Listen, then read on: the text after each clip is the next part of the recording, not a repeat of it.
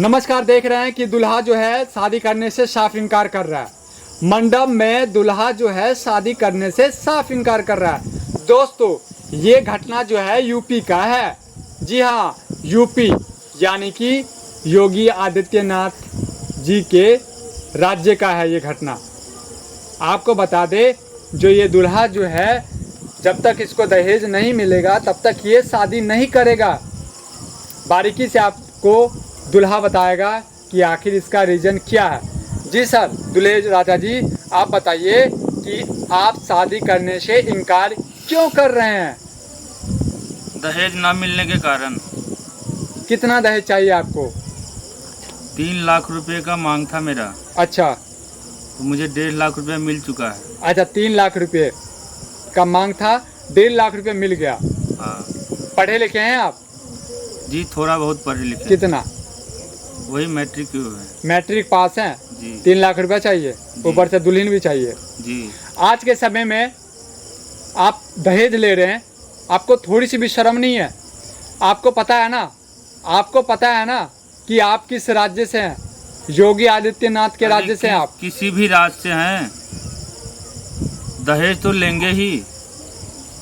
आप मंडप में आकर के इस तरह का बयान दे रहे हैं, इस तरह का भाषण दे रहे हैं, आपको थोड़ी सी अकल नहीं है? आप बताइए, जो मेरे से छोटे जाति जो है विक्रम मंडल है मेरे गांव का जी, उसके बेटे को 2.5 लाख रुपया एक पल्सर गाड़ी दिया है। अच्छा। और उससे भी एक लड़के को 3 लाख रुपया और एक गाड़ी दिया है जी। तो क्या मेरा तो दिल्ली में पान का दुकान है। अच्छा, आप पान की दुकान है आपकी? जी सर। पान लगाते हैं आप? जी।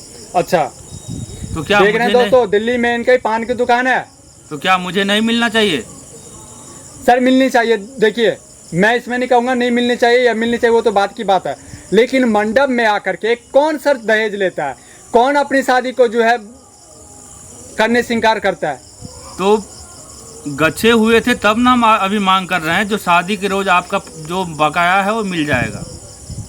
देख रहे हैं कि दूल्हा जो है दिल्ली में पान लगाता है। और इतने ही नहीं, हाँ, मैं एक गाड़ी भी लूंगा। गाड़ी लेंगे आप? और कौन सी गाड़ी सर? पल्सर मुझे चाहिए गाड़ी।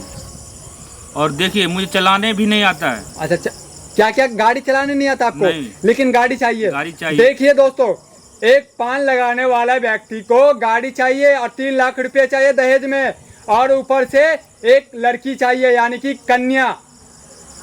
ये है यूपी, ये है उत्तर प्रदेश। योगी बाबा जी, ऐसे ऐसे घटना तो अक्सर मिलते हैं।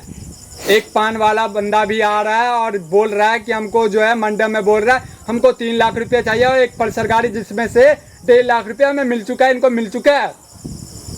अब आप बताइए कि क्या होगा हमारे देश का? बुलडोजर चलाते हैं योगी जी आप। हम आपसे बहुत कुछ सीखते हैं। आप ऐसे ऐसे लड़कों पे बुलडोजर क्यों नहीं चलाते?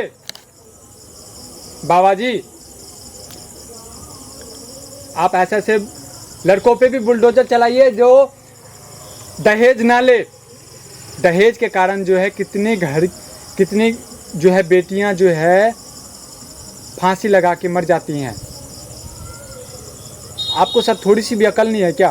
क्या आपके हाथ पैर है, अच्छा खासा आप की कारोबार है, पान लगाते दिल्ली में, उसके बावजूद भी आप जो है मंडप में दहेज के कारण जो है शादी करने से साफ इनकार कर रहे हैं, 10वीं पढ़े लिखे होकर के भी। एक बात बताइए, मैं तो 10वीं पढ़ा लिखा लड़का हूँ और ये लड़की अंगूठा छाप है, अंगूठा छाप।